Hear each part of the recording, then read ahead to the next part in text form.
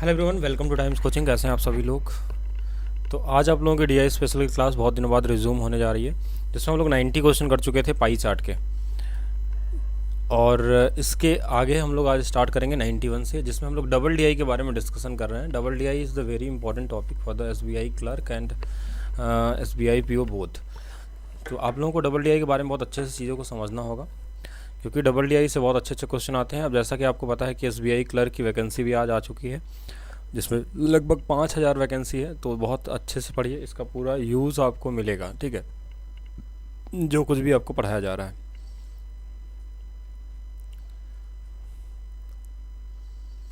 तो स्टार्ट किया जाए आज की क्लास।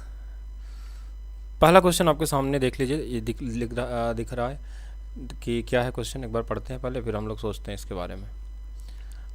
निम्नलिखित पाई चार्ट में 2014-15 ABCD अध्ययन करने वाले विद्यार्थियों की प्रतिशतता है। In the following pie chart percentage of student study ABCD in year 2014 and 15। 2015 में ABC ये अलग अलग है, कुछ हमारे पास शायद कॉलेज हो या कुछ भी हो, इसमें कितना परसेंट लोग पढ़ते हैं ये डेटा दिया हुआ कि A में, B में और C में। ऐसे इधर भी ABCD है, ये 15 का दिया हुआ है। अब एक क्वेश्चन इस पे बना हुआ है। एक क्वेश्चन क्या है कि वर्ष 2014 में बी और सी में पढ़ने वाले विद्यार्थियों की संख्या वर्ष 2015 में पढ़ने वालों से कितना प्रतिशत कम है। तो वेरी वेरी इंपॉर्टेंट क्वेश्चन। देखिए, बी और सी में मैं बात करूं कि बी और सी ये है हमारे पास 15% और प्लस 30%। ये हमारे पास क्या है, बी प्लस सी है। और कंपेयर करना है हमको 2015 में इन्हीं में पढ़ने वालों के साथ। तो ये 2014 है, और 2015 में क्या हुआ कि 2015 में बी और सी यहाँ पे है। तो ये 20% प्लस कितना है हमारे पास 40%। इन दोनों का कंपेयर बताना है आपको। इन लोगों का डेटा भी नहीं दिया कि कितने डेटा इसमें थे, कितने डेटा इसमें थे। तो बिना डेटा का निकालना थोड़ा सा आप लोगों के लिए मुश्किल हो सकता है।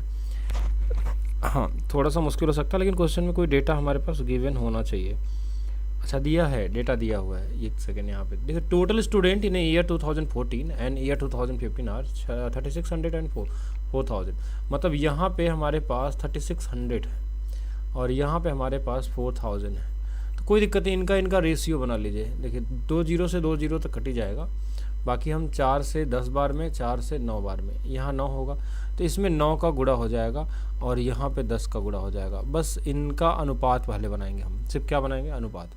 तो ये 9 गुणे में 45, रेशियो भी बनाना है, ठीक है। और ये 10 गुणे में 60। कुछ कट जाए तो काट दो, जैसे 5 से 2 बार में, 5 से ये 9 बार में। और कुछ कटेगा नहीं। 9 गुणे 9 81 और ये 120। तो अब ये देखना ये इससे कितना क्या पूछा था आपसे क्वेश्चन में कि BC में पढ़ने वाले विद्यार्थियों की संख्या वर्ष 2015 में इनसे पढ़ने वालों से कितने प्रतिशत कम है। तो देखिए, ये वाला 15 से कितना कम है अगर यहाँ देखा जाए तो कम तो 2014 में है। तो अब कितना कम है देखिए ध्यान से, यहाँ 40 लगभग कम है। तो 40 क्या, 39 कम है, 39/120। तो लगभग अगर देखा जाए तो ये 1/3 है। लगभग देखा जाए तो 1/3 है। 1/3 का मतलब कि अप्रॉक्स 33.33 के आसपास होगा। अप्रॉक्स मैंने लिखा है कि ये 40 नहीं है, लेकिन 1/3 लिख दिया। तो सबसे नज़दीकी आंसर ऑप्शन के हिसाब से 32.5% है। तो ऑप्शन के हिसाब से जाएंगे तो सबसे नज़दीक वाला आंसर यही होगा हमारे पास। तो हम क्या करेंगे, इसी को आंसर ले लेंगे, ठीक है। ठीक है, यहाँ तक ओके। बहुत कॉमन सा क्वेश्चन था। इसमें लोग डेटा निकालने में चले जाते हैं, टाइम वेस्ट करते हैं, तो वैसा नहीं करना आपको, ठीक है।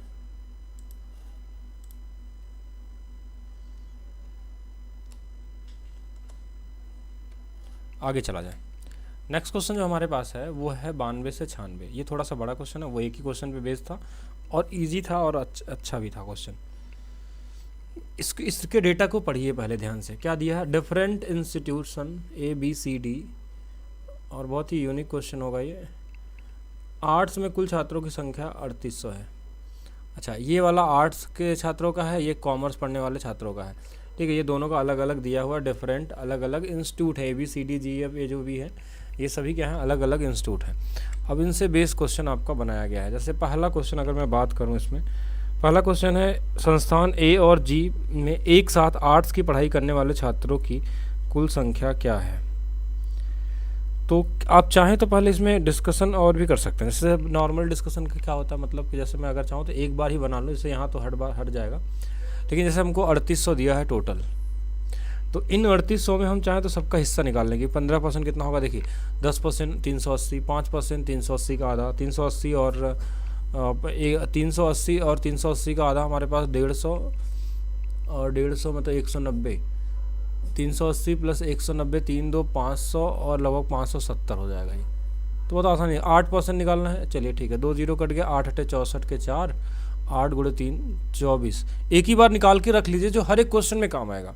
मैं ऐसा नहीं कर रहा हूँ कि एक बार हर क्वेश्चन के लिए अलग अलग निकालिए, पूरे का निकाल लीजिए एक बार जल्दी जल्दी। कितना होगा, 8% निकालना, देखिए 8 गुणे 3 24 और ये 304 हो जाएगा, 304। ठीक है, ये 304। 17 निकालना है, 17 8 6 4 6।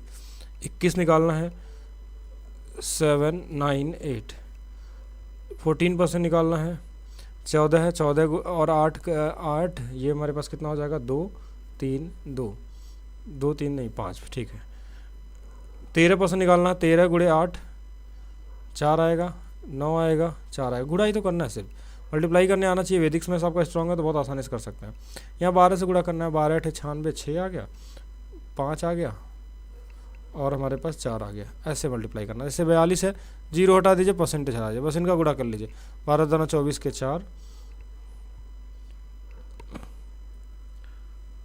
अच्छा, ये वाला हमारे पास थोड़ा अलग होगा ना, 42 सेम ही आ जाएगा हमारे हिसाब से।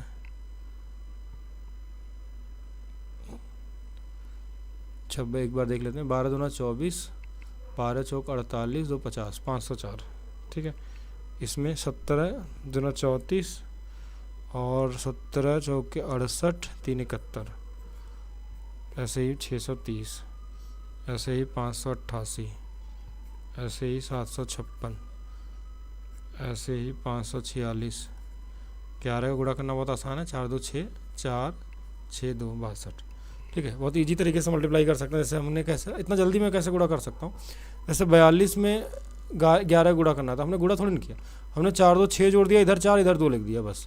तो ये वैदिक्स में इसके ट्रिक्स हैं। जैसे 13 से करना है उसके लिए क्या तरीका होगा, 18 से क्या होगा, 14 से क्या होगा, 15 से क्या होगा। मैंने ये एक रूल सिखाया है वैदिक्स मैथ्स में कि 1 2 1 3 1 4 इन सबसे मल्टीप्लाई करना हो तो कैसे करते हैं, 1 9 तक। ठीक है, तो यही तो नंबर है इसमें सारे, और एक ही तरीके से हमारे सारे के सारे क्वेश्चन हो जाएंगे। अब जैसे कोई क्वेश्चन देख लेते हैं कि ये वाला, जैसे हमारे पास संस्थान ए और जी में एक साथ आर्ट्स में पढ़ाई करने वाले छात्रों की कुल संख्या। वैसे तो हम डायरेक्ट भी निकाल सकते थे, ऐसा जरूरी नहीं था कि पूरा, लेकिन एक बार निकाल लेंगे तो हमको निकालने की जरूरत नहीं है, हर एक क्वेश्चन के लिए हो गया ये। मतलब 4-5 क्वेश्चन होंगे इसमें, तो हम सभी के लिए कर लेंगे। ए जी हमारे पास क्या है, आर्ट्स में देखा जाए तो ए जी ये दोनों है, 570 400 वो 456 570, बस इनको ऐड कर लीजिए, 1026। ये आंसर हो जाएगा, इतना ही करना था। अब देखिए, संस्थान बी के कितने छात्र आर्ट्स और कॉमर्स की पढ़ाई कर रहे हैं। संस्थान बी के, देखिए संस्थान बी कौन है, ये है 8, और संस्थान बी ये वाला है। तो बी के यहाँ पे कितने थे, थोड़ा देख लीजिए एक बार ध्यान से देखिएगा। बी के यहाँ पे कितने हैं, 304 हैं, और यहाँ पे कितने हैं, 714 हैं। तो 304 और 714, 304 714 1018। ठीक है, 1018। एक बार हमने निकाला, बाकी अब सभी में काम आ गया। देखिएगा, संस्थान ई में आर्ट्स और कॉमर्स पढ़ने वाले छात्रों के बीच का अनुपात क्या होगा। ई में कॉमर्स और आर्ट्स, ई देखिए कहाँ पे, यहाँ पे है। ई 14% है, इसको तो लिख सकते हैं, ऐसे भी कर सकते हैं, 38 इंटू 14। देखिए इनके नंबर को मल्टीप्लाई साथ में करना है, या तो पूरा नंबर आपके पास रहे। दूसरा में हमारे पास 42 है, अगर मैं बिना निकालूँ तो 42 गुणे ई, मतलब हमारे पास क्या था, ई कहाँ गया, यहाँ पे 18 से। अब जो कट जाए काट देंगे, 14 तियाँ 42, 38 है, और 18 तियाँ 54, 2 से कट ही जाएगा, 2 से 19 बार, 2 से 27 बार, 1927 ये हो गया हमारे पास। कॉमन सा क्वेश्चन था, इसको तो ऐसे भी कर सकते थे, डेटा भी निकाल सकते थे, बाकी गुणा करते तो उतना ही आता। ठीक है, कॉमन। नेक्स्ट देखिए, संस्थान ई में आर्ट्स पढ़ने वाले छात्रों की संख्या संस्थान डी में कॉमर्स पढ़ने वाले छात्रों की संख्या के बीच का अनुपात ज्ञात कीजिए। संस्थान ई में आर्ट्स पढ़ने वाले छात्रों की संख्या, देखिए ई में आर्ट्स 14% है, ये हमारे पास कितना होगा 38 का 14। चलिए ये हो गया ई वाला। और क्या बोला, संस्थान डी में कॉमर्स पढ़ने वाले छात्रों के बीच का अनुपात। संस्थान डी में कॉमर्स 14 है और गुणे में कॉमर्स 42। 14 से 14 कट गया, 2 से 19 और 2 से 42 मतलब 21। 19 और 21 का अनुपात, ये हो गया कॉमन क्वेश्चन। देखिएगा, संस्थान बी और डी के कितने छात्र एक साथ वाणिज्य की पढ़ाई करते हैं। बी डी के कितने छात्र, संस्थान बी और डी के, देखिए वाणिज्य मतलब कॉमर्स की, बी डी देखिए यहाँ पे बी डी 17 और ये हमारे पास कितना है 17 14। अगर हम निकालना भी चाहें तो 14 14 28, 28 3 कितना हो जाएगा हमारे पास 31%। अब 4200, 2 जीरो इससे कट गया, 31 का 42 में गुणा करना है, 31 गुणे 42। वैसे आपने वहाँ लिखा होता तो इसका गुणा इधर कर देंगे 2 आ जाएगा, इसका गुणा इधर कर लेंगे 12 आ जाएगा, इनका 6 और 4 10 आ जाएगा, ये 2 ही रहेगा, ये 0 आ जाएगा, ये इसमें जुड़ के 13 हो जाएगा, 1302 हो जाएगा, 1302 बी वाला आंसर सही हो जाएगा। ये हो गया आपका। देखिए कितना कॉमन क्वेश्चन थे। अब आते हैं 97 की तरफ। 97 to 101।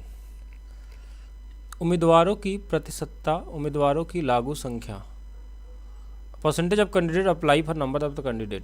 ये 88,000 थे, इसके लिए उम्मीदवार कितने वो किए थे, ठीक है, मतलब कितने अप्लाई किए थे। आर्ट्स कॉमर्स में इतने %, साइंस में इतने, इंग्लिश के लिए, मैथ्स के लिए इतना, अदर्स के लिए इतना।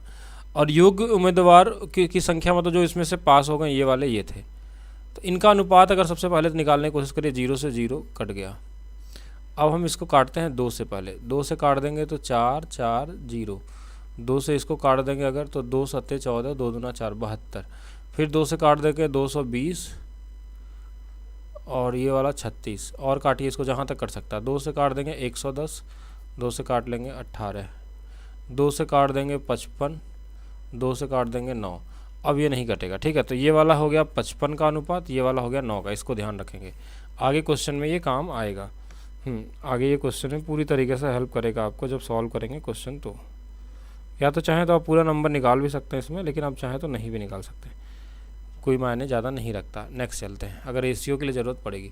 क्या पूछा है, what is the difference between the total number of candidate who got selected in science and number of candidate who applied for the same. अब यहाँ बोला कि डिफरेंस निकालना है ना, what is the difference. Science में कितने लोग अप्लाई किए थे 22%, और पास कितने हुए 24%। तो 22% ऑफ 88,000 माइनस में 24% ऑफ 14400, ये 2 जीरो परसेंटेज के साथ चला गया, ये 2 जीरो परसेंटेज के साथ चला गया। ये 22 था हमारे पास, यहाँ पे 880 था, 2 से गुणा कर देते हैं, यहाँ इसको 11 बना लेते हैं, 11 बना लेंगे, 2 से गुणा कर देंगे, 2 शून्य हो जाएगा, 8 दूना 16 6 और 8 दूना 16 17, 177 76 आ गया। अब गुणा करना देखिए 111 से बहुत आसान है, जैसे 7 6 है ना, ये जीरो को छोड़ के रखिए, बाद में लगा लेंगे। इधर एक जीरो लगाइए, इधर जीरो लगाइए, इधर जोड़ लीजिए, 6 7 6 13, 7 1 8 1 9 1, ये आ गया हमारे पास 1936 और एक जीरो ये लगा देंगे, ये हमारे पास आ गया। और 24 का गुणा इसमें करना है तो कैसे करेंगे, ये बहुत कॉमन सा मल्टीप्लाई है। देखिए ये हमारे पास क्या है, अगर ध्यान से देखें तो ये है 12 गुणे 2 और ये हमारे पास 12 गुणे 12। तो ये देखिए तो 12 का क्यूब है, ये 12 क्यूब 1728 होता है, 1728 का 2 गुना है ये सिर्फ। तो 19,360 माइनस में 2 गुणे 8 16, 2 दूना 4 1 5, 2 सत्ते 14, 2 1 कम 2 1 3। अब इनका बस घटा लेना, 19,360 में से, देखिए पूरा कैलकुलेशन मैं कर रहा हूँ, एग्जैक्ट कैलकुलेशन जिसको बोलते हैं। ये वाला 4 आ गया, 4 यूनिट डिजिट कई सारे हैं, और यहाँ 5 में से 5 गया 0 आ गया, यहाँ 13 में से 4 गया 9 आ गया। अब आंसर देखिए सभी कई में मिल रहा है हमको, 9 मिल गया।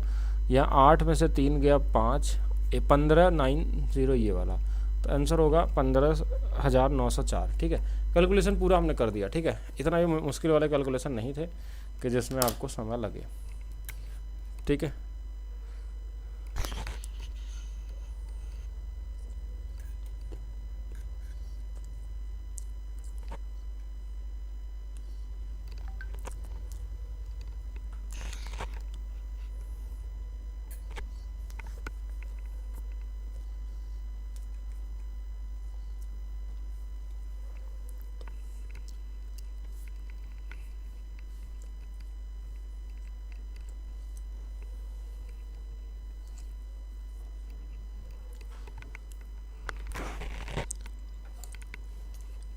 देखिएगा नेक्स्ट, कला के लिए आवेदन करने वाले उम्मीदवारों की संख्या तथा गणित और अंग्रेजी दोनों में चयनित होने वाले उम्मीदवारों की संख्या का योग क्या है। कला में आवेदन करने वाले कितने थे? 17%। तो इसको लिख सकते हैं 17% ऑफ 188,000 प्लस कुल संख्या गणित और अंग्रेजी में चयनित वाले, गणित वाले कितने हैं? 10%, अंग्रेजी वाले कितने हैं? 38% ऑफ 14400। सिर्फ इतना ही करना था। तो ये आ जाएगा 17, जीरो कट जाएगा तो जीरो तो आएगा ही आएगा। 17, 8, 8 7 56, 6 9 4 1, ये वाला हो जाएगा हमारे पास। ये जीरो से जीरो कट गया, 4 8 32, 2 7 4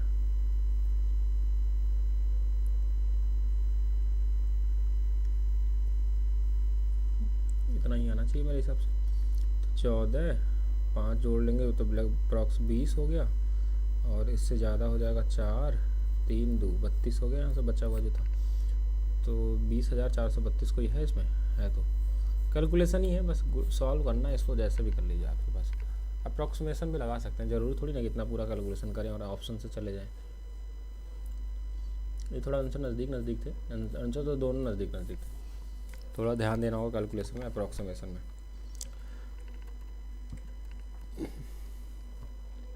ये वाला देखिए,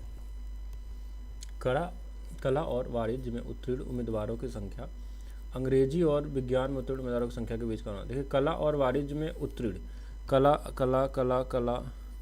एंड वाणिज्य मतलब कॉमर्स, इसमें उत्तीर्ण है 14 + 20, 14 + 20। और विज्ञान,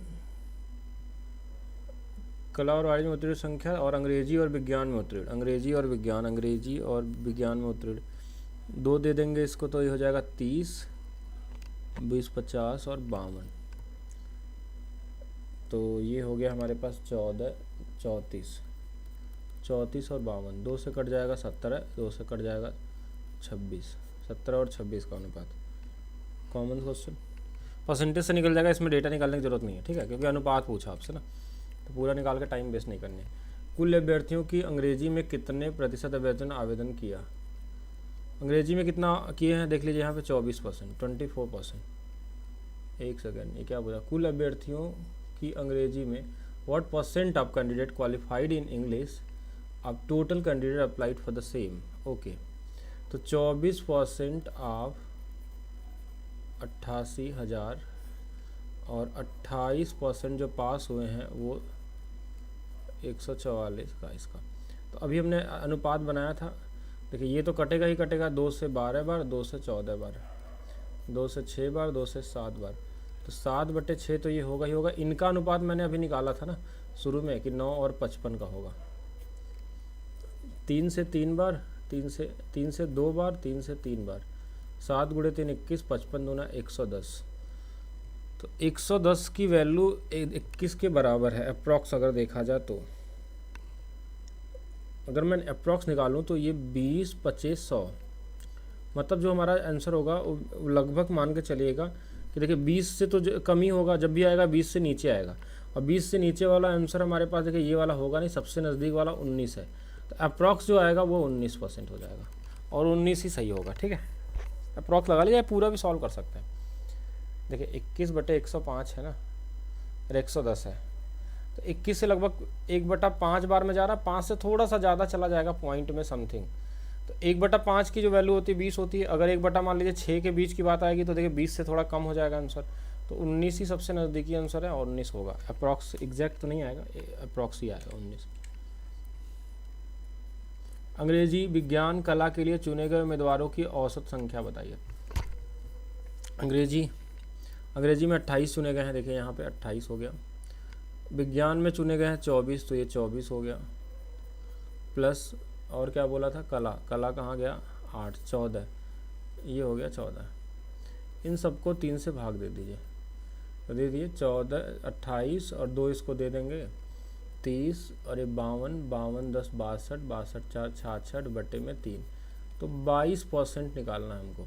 तो 22% निकालना बहुत आसान होता है। 22% आप 14400, 2 परसेंटेज से 2 जीरो कट गया। अब इसको अगर 11 बना देंगे तो ये 288 हो जाएगा ना। अब 11 से गुणा करना बहुत आसान है, इसमें इधर जीरो लगा दीजिए, इधर जीरो, इनको जोड़ लीजिए 8, इनको जोड़ लीजिए 8 8 16 के 6, 8 2 10 11 और 2 और 1 3, ये 3 और 1 8, 3168। कितना हो जाएगा? 3168। बस इतना ही करना था, परसेंटेज पूरा डेटा निकाल के औसत में निकालिए, औसत निकाल के फिर डेटा परसेंटेज का निकालिए, तभी आप स्पीड कर पाएंगे। यही टेक्निक है क्वेश्चन करने का।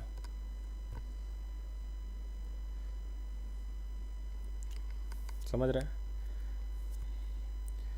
नेक्स्ट देखिए,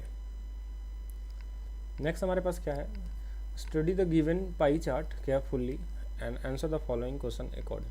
दिए गए पाई चार्ट को ध्यानपूर्वक अध्ययन करें, अनुसार निम्नलिखित प्रश्नों के उत्तर दें। पाई चार्ट 1 में, ये पाई चार्ट 1 है, एक और चार्ट होगा इसके साथ, ओके। अच्छा, ये 2 वाला है। पाई चार्ट 1 में क्या दिया है, दिल्ली गुजरात महाराष्ट्र से आए प्रवासी मजदूरों की कुल संख्या का प्रतिशत विवरण दिखाया गया है। कहाँ कहाँ से आए हैं मजदूर वो दिखाया गया, चंदौली है, देवरिया है, बुलंदशहर है, इटावा है। Total number of migrant labour from Delhi Gujarat and Maharashtra together 53,000। Delhi Gujarat Maharashtra कुल मिलाकर प्रवासी मजदूरों की संख्या 55,000 है। पाई चार्ट 2 में क्या दिया है कि दिल्ली से आए प्रवासी मजदूरों का कुल प्रतिशत विवरण दिखाया गया है जो शहर में पहुंचे हैं। अच्छा, इनका नाम अलग अलग दिया है। कुल प्रवासी मजदूरों द्वारा इटावा का केंद्रीय कोड ज्ञात कीजिए। अब देखिए यहाँ पे अच्छा क्वेश्चन है, जैसे 102 नंबर जो दिया है कि कुल प्रवासी मजदूरों द्वारा इटावा में परसेंटेज ऑफ इटावा माइग्रेंट जो थे हमारे पास लेबर, परसेंटेज कितना है वो। अगर इटावा की मैं बात करूं, अभी अभी हमने देखा था उसमें इटावा वाले में, तो 34% है। तो अगर इसको 360 के हिसाब से बस बदलना है, जैसे यहाँ पे हमने देखा, चार्ट को फिर से जाना पड़ेगा हमको पीछे, तो यहाँ हमने देखा इटावा का 34% है, 34% हमारे पास है। तो हमको क्या करना है, सिर्फ 34% को हमको बदल देना है। ये देखिए परसेंटेज में, इसमें 360 से गुणा कर लीजिए, ये 0 से 0 इसको काट दीजिए, ये 3.4 गुणे 36 अप्रॉक्स निकाल लीजिए, 34 गुणे 34 तो लगभग 1200 से ऊपर ही आएगा। तो 1224, 4 यूनिट डिजिट हो जाएगा, 6 चौके 24, तो 122.4 सबसे नज़दीक वाला यही दिख रहा है, और यही होगा ही, ठीक है, और कुछ ऑप्शन ही नहीं है। 1200 के आसपास ये है नहीं, ये 1000 के 80 के है, ये 1400 है, तो 1200 के आसपास यही है। और गुणा भी कर सकते हैं आप, गुणा करना बहुत मुश्किल नहीं है। देखिए 34 36, 6 चौके 24, 3 गुणे 9, 6 गुणे 3 18, 18 और 12 30, ये वाला 4, ये वाला 2, ये वाला 12, बस हो गया। इतना ही करना था गुणा। वैदिक्स में सीखिए ना, जिस दिन काम आएगा। अलीगढ़ पहुंचे कुल प्रवासी मजदूरों में गुजरात के प्रवासी मजदूर महाराष्ट्र के प्रवासी मजदूरों की तुलना में 1200 अधिक है। फिर अलीगढ़ में गुजरात के प्रवासी मजदूरों की संख्या ज्ञात कीजिए। हाँ, ये भी अच्छा क्वेश्चन है। अब ये क्वेश्चन दिया है कि जैसे total number of migrant labour from all 3 states की मैं बात करूं अगर तीनों की, तो ये हमारे पास 18% है और 55,000 के, टोटल तो 55,000 है। तो 18, देखिए अलीगढ़ से पहुंचे मजदूरों, गुजरात के प्रवासी मजदूर महाराष्ट्र के प्रवासी मजदूरों की तुलना में 1200 अधिक है। तो अब मैं बात करूं तो 18% ऑफ 55,000 विल बी 9900 होगा अप्रॉक्स, हमारे हिसाब से 9900 हो जाएगा ये, ठीक है। अब ये तो क्वेश्चन में डेटा में दिया था। अब number of migrant labours from Delhi, Delhi की मैं बात करूँ तो दिल्ली वाले कितने थे, 22% थे। 22% ऑफ 25,000, ये हमारे पास कितने हैं, 5500 है। Migrant labour from Delhi and Gujarat, ठीक है, दोनों को अगर मैं बात कर लूँ दिल्ली एंड गुजरात के डिफरेंस का, गुजरात है तो 9900 माइनस में 5500, ये हमारे पास हो जाएंगे कितना, 4400। 44 हो गए। अगर महाराष्ट्र में मान लेते हैं एक्स है, अगर हमने मान लिया कि महाराष्ट्र में एक्स है, ठीक है, ऐसा मान के चलते हैं। अब देन गुजरात वाले क्या हो जाएंगे? गुजरात वाले बोला था कि उससे अधिक है, मतलब एक्स प्लस 1200 हो जाएंगे, ये दिया था। और यही डेटा हमारे पास है कि 4400 जो की वैल्यू जो है एक्स और एक्स प्लस 1200 को जोड़ दें तो इसके बराबर हो जाएगा। तो यहाँ से 2x की वैल्यू हमारे पास 32 हो जाएगी ना, 12 2 32, हाँ 32 हो जाएगी। x की वैल्यू हमारे पास 1600 हो जाएगी, x की वैल्यू 1600 हो जाएगी। अब x की वैल्यू 1600 लेकिन आपसे पूछा क्या है? पूछा था migrant labour who reach to Aligarh from Gujarat, तो वो हमारे पास क्या थे? x प्लस 1200, तो मतलब 1600 प्लस 1200, मतलब हमारे पास आंसर जो होगा वो 2800 हो जाएगा। कितना हो जाएगा? 2800। ये डी वाला आंसर हो जाएगा। कितना हो जाएगा? डी वाला। थोड़ा सा कैलकुलेटिव क्वेश्चन है, चार्ट को ध्यान से नहीं पढ़ेंगे तो आप नहीं सॉल्व कर पाएंगे, ठीक है। चार्ट के ऊपर ही सारा क्वेश्चन डिपेंड करता है ये।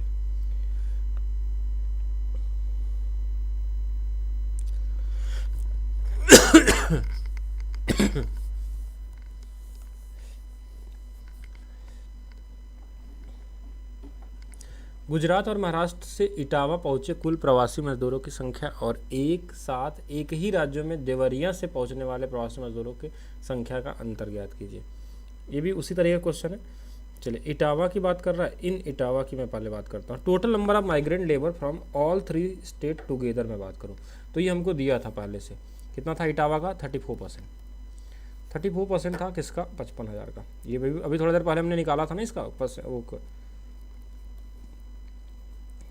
ये निकल जाएगा हमारे पास। परसेंटेज से 2 जीरो कट जाएगा, बाकी गुणा करना है। 4 पच्चे 20, 4 20 34, हाँ 7 और 8 1, ठीक है। ये हो जाएगा हमारे पास।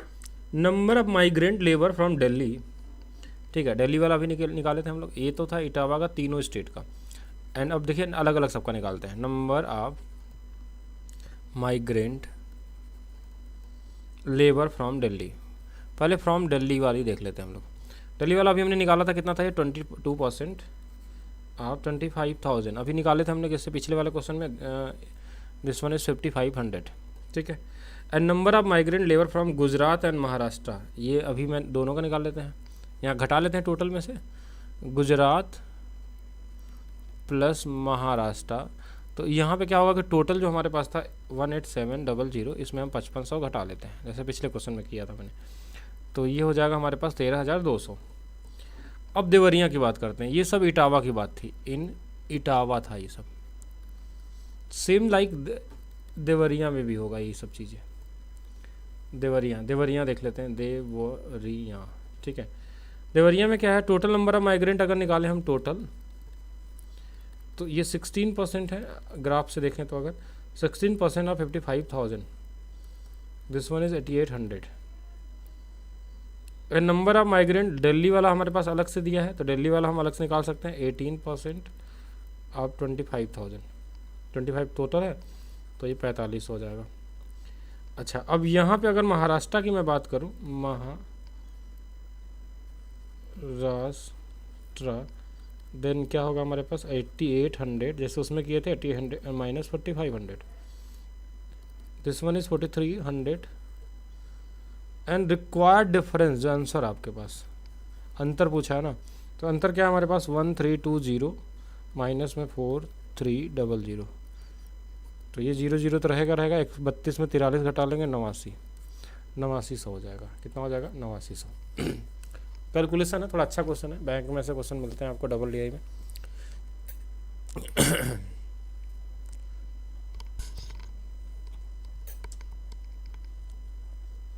बताइए कैसा रहा?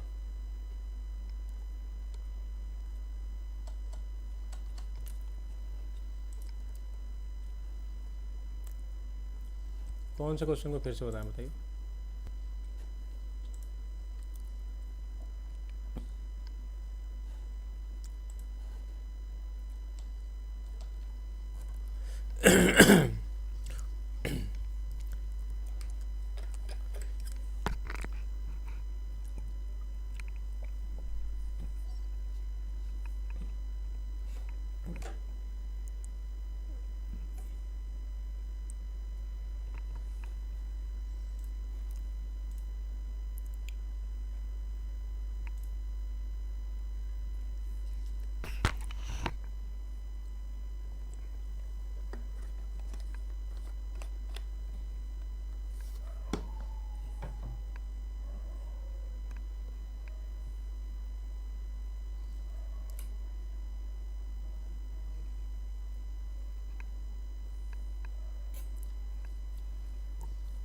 भीड़ से क्या होता है जी? नहीं समझ पा रहे हैं आप लोग? एसएससी वाले अब इसको छोड़ दें तो ज़्यादा बेहतर है, क्योंकि ये चला गया थोड़ा सा एक लेवल ऊपर। ये स्पेशली बैंकिंग के लिए है, जो लोग बैंकिंग की तैयारी करते हैं तो वो समझने की कोशिश करें, बाकी किसी और को समझने की ज़रूरत नहीं है। नेक्स्ट की अगर मैं बात करूं, नेक्स्ट क्वेश्चन देख लीजिए। दिल्ली से बुलंदशहर पहुंचे कुल प्रवासी मजदूरों की कुल संख्या ज्ञात कीजिए। सभी राज्यों से एक साथ देवरिया पहुंचे हैं, जो सभी राज्यों से एक साथ देवरिया पहुंचे हैं। आइए देखते हैं question number 105। Total number of migrant labour from who reach Bulandshahr from Delhi. Bulandshahr से दिल्ली पहुंचने वाले ये थे 16%, नहीं 24% थे ना।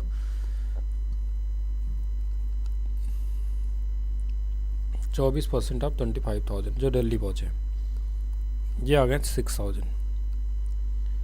Total number of migrant labour who reached Deoria from all state, तो ये 16% थे जो देवरिया पहुंचे थे। किसका? 55,000 का। दिस वन इज 8800, अभी हमने निकाला था। रेशियो 6,000 एंड 8800, 0 से 0 चला जाएगा, बाकी हम लोग काट लेते हैं 4 से 15 बार में, 4 से 22 बार में, 15-22, ठीक है, 15-22। 106 नंबर। यदि चंदौली में गुजरात और महाराष्ट्र से महिला प्रवासी श्रमिकों की कुल संख्या का अनुपात 3 और 2 है, तो चंदौली में गुजरात और महाराष्ट्र के पुरुषों की प्रवासी मजदूरों की संख्या ज्ञात कीजिए। ठीक है, कितना नंबर है? 106 नंबर ना। आपसे पूछा है कि चंदौली की बातें करनी है, तो पहले चंदौली की बातें करते हैं हम लोग। चंदौली में क्या डेटा था हमारे पास?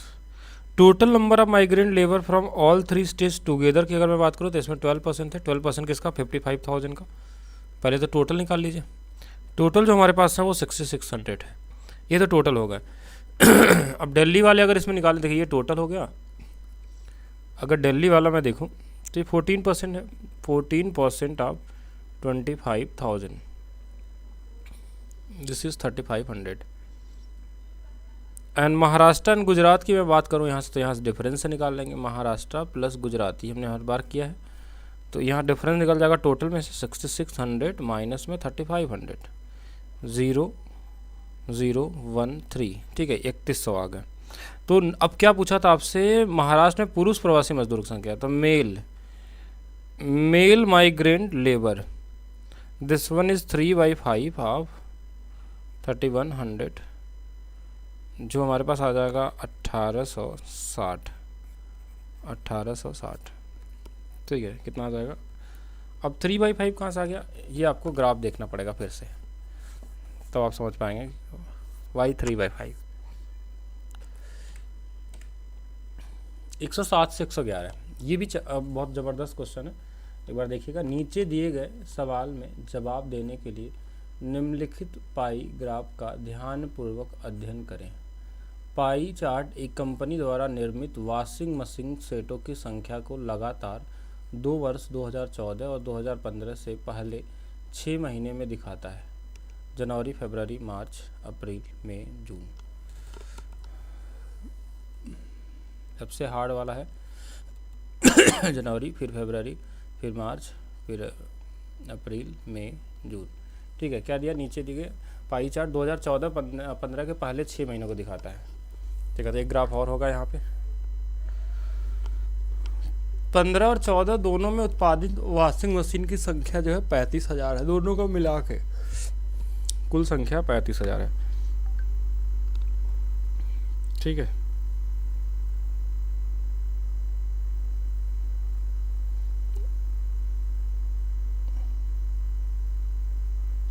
क्वेश्चन पे आते हैं। क्या क्वेश्चन दिया है? क्वेश्चन तो हमने पढ़ ही लिया। वर्ष 2014-15 में मई के महीने में उत्पादित वॉशिंग मशीनों की संख्या के बीच का अंतर ज्ञात कीजिए। तो मई 2014 की मैं बात करूं तो 18% and number of washing machine में 2015, तो यहाँ डेटा थोड़ा सा गड़बड़ लग रहा है मुझे। 2014 में तो वॉशिंग मशीन का उत्पादन 35,000 है, इसमें भी देना चाहिए ना। 14 वाला तो 35,000 है, इसका कितना होगा 15 वाले में? 15 वाले में ये तो 14 का हो गया। 2014 और 15 6 महीने को पहले को दर्शाता है, ये सेम ही नहीं है। इसमें कुछ और डेटा होना चाहिए हमारे पास, जैसे कि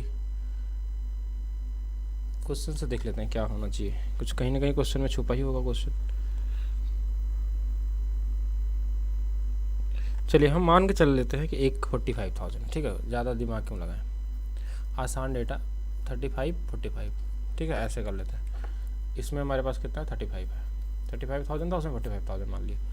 अगर ऐसा है तभी होना चाहिए, ठीक है, क्योंकि जो डेटा है ये वाला बड़ा हो और ये वाला छोटा दिख रहा है मुझे, इसके हिसाब से हमने ले लिया। अच्छा, यहाँ दिया भी तो है आपके पास क्वेश्चन में कि total number of washing machine 2015 में उत्पादित कुल मशीनों की संख्या 45,000 है। तो सही एज्यूम किया था मैंने, क्योंकि ऐसे ही देता है, एक कट जाए, एक 35,000 है, एक हमारे पास 45,000 है। 15 में 45, एक में 35 है। तो 2014-15 मई के महीने में उत्पादित वॉशिंग मशीनों के बीच का अंतर। तो देखिए मई वाले में हम बहुत आसानी से निकाल सकते हैं, तो परसेंटेज ही निकालना है। मई अगर 14 की बात कर ले, ऐसा लिखा करिए, मई 2014, मई 2015, कैलकुलेशन ही है सिर्फ। 18% था इसमें, 18% ऑफ 35,000 एंड 14% ऑफ 45,000, 63,000 या 6300 होगा। और 35, 18, 55, 90, 18, 3, 54, 54, 9, ये भी 63 आ गया, ये तो कट जाएगा, तो 0 आ गया। मतलब इक्वल प्रोडक्शन बोल सकते हैं इसको, फिर इक्वल प्रोडक्शन, ठीक है, मतलब दोनों में बराबर था। बराबर था तो डिफरेंस हम निकालेंगे, अंतर क्या होगा, 0 होगा, मतलब इक्वल प्रोडक्शन का मतलब 0 एक तरीके से, ठीक है, इजी था। 2014 में 2015 में मार्च के महीने में वॉशिंग मशीन के उत्पादन में अनुमानित प्रतिशत वृद्धि क्या थी? 2014 से 15 में मार्च के महीने में, हाँ, तो 15 से 14 में देखना सिर्फ। Number of washing machine produce in month of March, मार्च में हमारे पास 24% था, 24% ऑफ 35,000, 8400, ठीक है। और ये 14 की बात हो रही है। 15 में अगर देखें तो 15 में हमारे पास है 22%, तो 22% ऑफ 45,000, ये ज़्यादा ही दिख रहा है मुझे। तो अभी हम लोग किए थे, गुणा करना हमको पता है, तो 9900।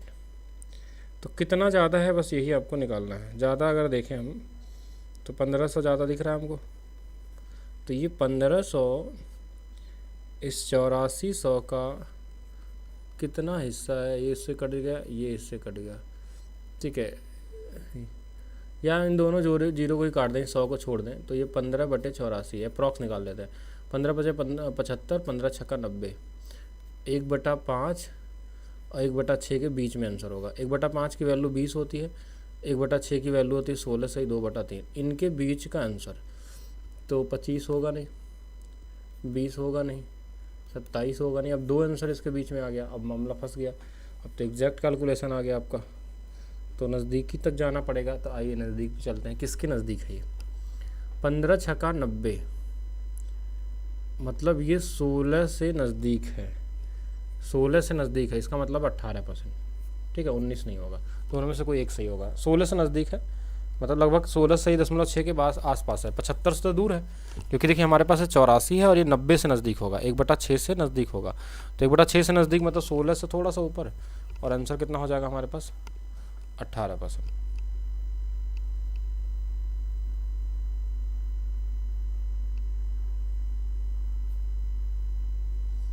ठीक है। जनवरी 2014 में वॉशिंग मशीन में उत्पादन 2015 में 2015 के एक ही महीने में वॉशिंग मशीन उत्पादन का औसत क्या होगा? 14 जनवरी की और 14 इसका भी, दोनों का हम लोग को क्या निकालना है, औसत। तो दोनों का हम क्या कर सकते हैं, बस डेटा निकाल के वो कर लेंगे। देखिए 12% इसमें है और 11% इसमें है, दोनों का औसत निकाल लीजिए। नहीं, ऐसा नहीं निकल पाएगा क्योंकि दोनों का डेटा अलग अलग है। तो 12% ऑफ 35,000 प्लस 11% ऑफ 45,000 बटे में 2, ये होगा हमारा आंसर। तो 2 जीरो से 2 जीरो, 12 25 60, 12 3 36, 6 42, 4200 प्लस 4950 बटे में 2, 9150/2, 4575। कैलकुलेशन को स्ट्रॉन्ग बनाइए, बाकी तो सब इजी है। तो ये आंसर है क्या, 4575, 4545454575, ये वाला हो जाएगा। 2014 में जनवरी और फरवरी के महीने में निर्मित कुल संख्या वॉशिंग मशीनों के बीच का अनुपात 2015 और मई जून में, अच्छा इसका जनवरी फरवरी है, इसका मई जून है, जन प्लस फेब 2014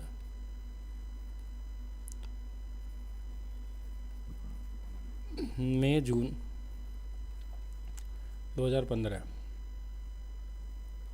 का अनुपात कैसे।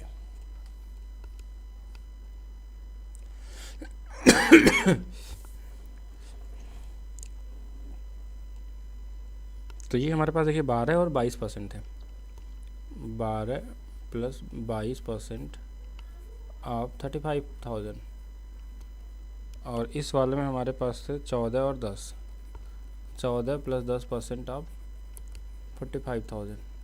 0 0 0 से कट जाएगा 0 0, 5 से 7 बार, 5 से 9 बार, यहाँ बच जाएगा 24 गुणे 9, यहाँ बढ़ जाएगा 4 3 34 गुणे 7, 2 से 12 बार में, 2 से 17 बार में, 7 7 49, 7 एकम 7 4 11, और ये 108, 109 और 119 और 108, 119 और 108 वाला आंसर हो जाएगा। ठीक है, इतना ही करना था।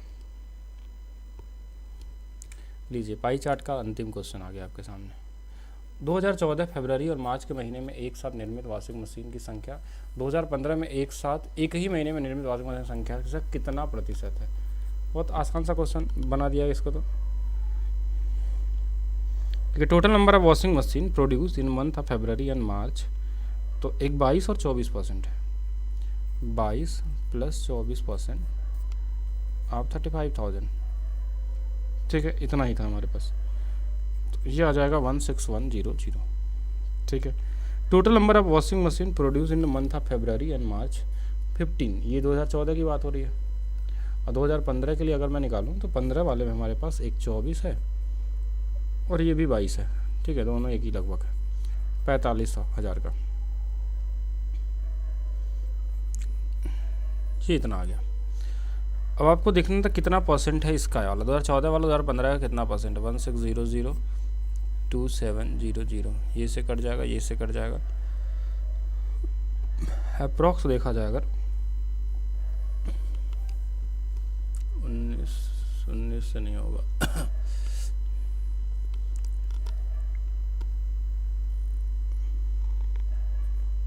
7/11 के आसपास हो रहा है। 7/11 मतलब अप्रॉक्स 7 नहीं, 7/11 नहीं होगा, मैंने गलत कैलकुलेशन कर दिया क्या। 7 1/11 9.09 हो जाएगा, 9 7 63 हो जाएगा, नहीं 7/9 में बनेगा। फिर ये 7/9 बनेगा, तभी ये बनेगा ऐसा, 7 गुणे 1/9, और 1/9 जो आएगा वो कितना आएगा, अप्रॉक्सीमेशन है सिर्फ, तो 11.11 इंटू में 7, तो 77.7, ये सही है। ठीक है, कैसे आया एक बार मैं बता दे रहा हूँ। जैसे हमने 20 से काट दिया 160 को, ये 7 बार में जाएगा, 7 दूना 14, 160 को, चलिए ठीक है, और 20 को इसको काट देते हैं हम लोग 20 से 10 बार में, तो ये अगर देखा जाए यहाँ पे, अच्छा नहीं, ये 8 बार में गया ना, ये 8 बार में गया और ये 10 बार में गया, तो ये हमारे पास 4-5 के अनुपात में आ जाएगा। अप्रॉक्स में अगर निकालूँ तो 4-5 का मतलब 80% के आसपास, और 80% से सबसे नज़दीक जो आंसर है हमारे पास वो यही वाला था। अगर अप्रॉक्सीमेशन देखें ऐसे, इसको 160 बना लें, नीचे वाले को 200 बना लें, तो ये जिससे कट जाएगा 4 चौके 16, 4 पचे 20, सबसे नज़दीक आंसर 80 आएगा, 80 के सबसे पास यही वाला है। पूरा कैलकुलेशन नहीं करते हैं तो, या एग्जैक्ट करेंगे तो यही आएगा 7 ना, थोड़ा सा ऊपर नीचे बैठाएंगे उसको तो वैसे तो अप्रॉक्स से भी हमारा काम चल ही जाएगा। तो ये पाई चार्ट के आपके 111 क्वेश्चन थे जो आपके हो गए, ठीक है। बाकी जिसका PDF चाहिए तो आप Telegram group maths by DP Singh से निकाल सकते हैं, ठीक है सभी लोग। तो ये कुछ अच्छे क्वेश्चन थे लास्ट वाले जो बैंकिंग वाले थे, तो बैंकिंग वाले इसको ध्यान दें ज़्यादा, बाकी पुराने लोगों को उसमें ज़्यादा ध्यान नहीं देना है, क्योंकि SSC में डबल वाला DI आता ही नहीं है पहले तो।